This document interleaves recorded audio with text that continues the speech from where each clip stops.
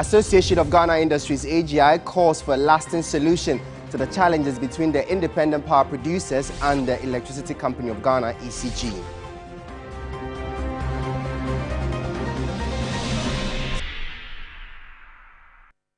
Good evening and welcome to Business Brief here on TV3. My name is Michael Obodu. Let's check out summaries of some other business stories making the headlines today.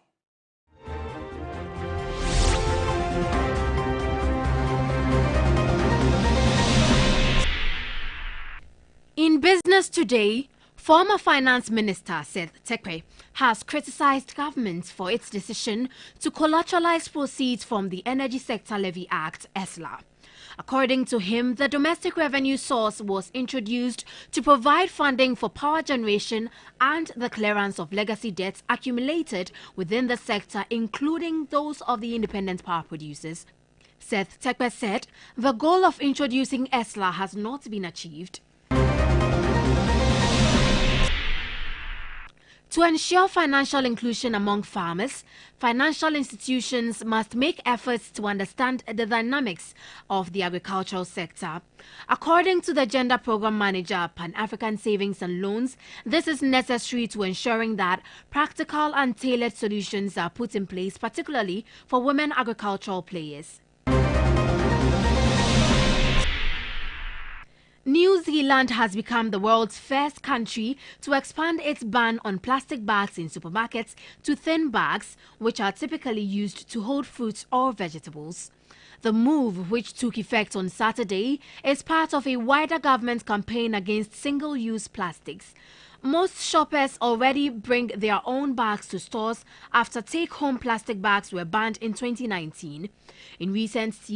In recent years, many countries have imposed a fee or ban on plastic bags.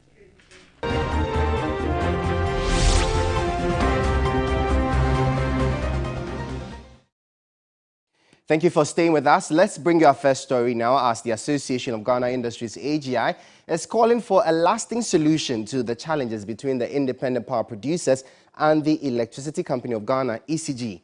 The IPPs had called off a nationwide power cut over debts owed them following what they described as a fruitful engagement with the utility company. Speaking to 3 Business, Greater Accra Regional Chairman of AGI, Chona Makpelo, stressed the need to ensure constant power supply for local industries to thrive.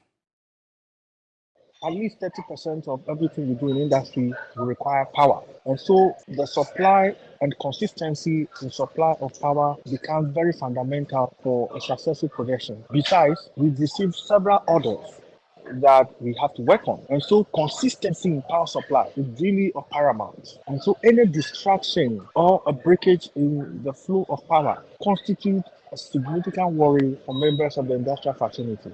This is because any news, as we're witnessing, that suggests that there may be distraction of power would quickly call for a situation where we need to arrange for plan B. So it means we have to procure generators and fuel them, and that's an extra cost to business. Because consistency, as you know, is really what we aim for, and it's something that we've always wanted. And so our prayer is that this matter is resolved very quickly, but also that measures are taken to ensure that this situation do not continue to linger on. I mean, we all have been aware of this situation for several years, and the expectations are that it will be dealt with.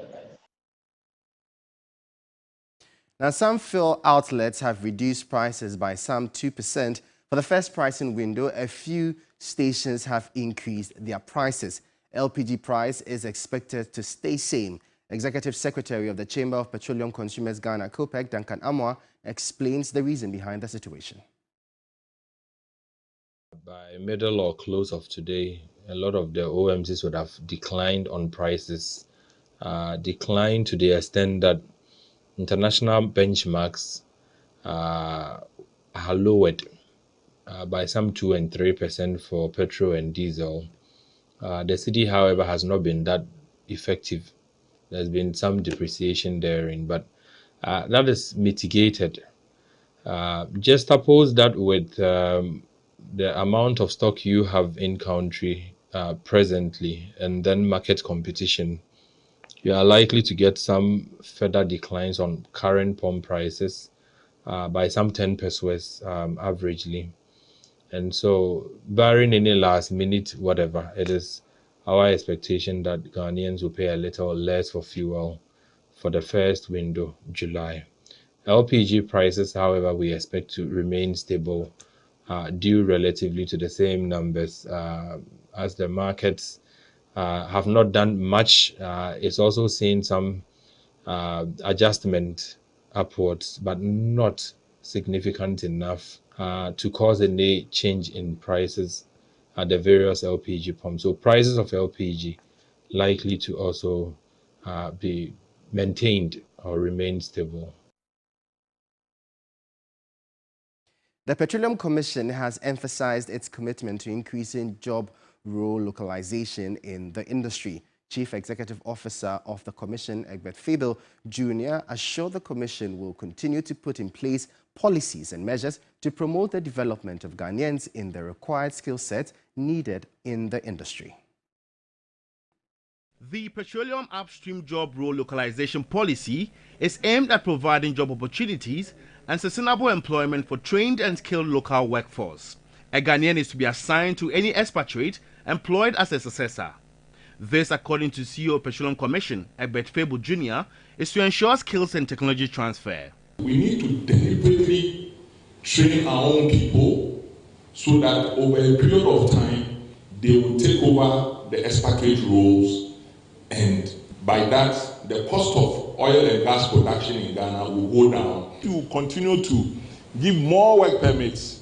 It will be helping unemployment in the upstream industry so that we can collectively share in this success that has come. So we share it with you, Ghana Immigration Service. Currently, Ghana's upstream sector employs 4,147 people, made up of 3,759 Ghanaians and 388 expatriates.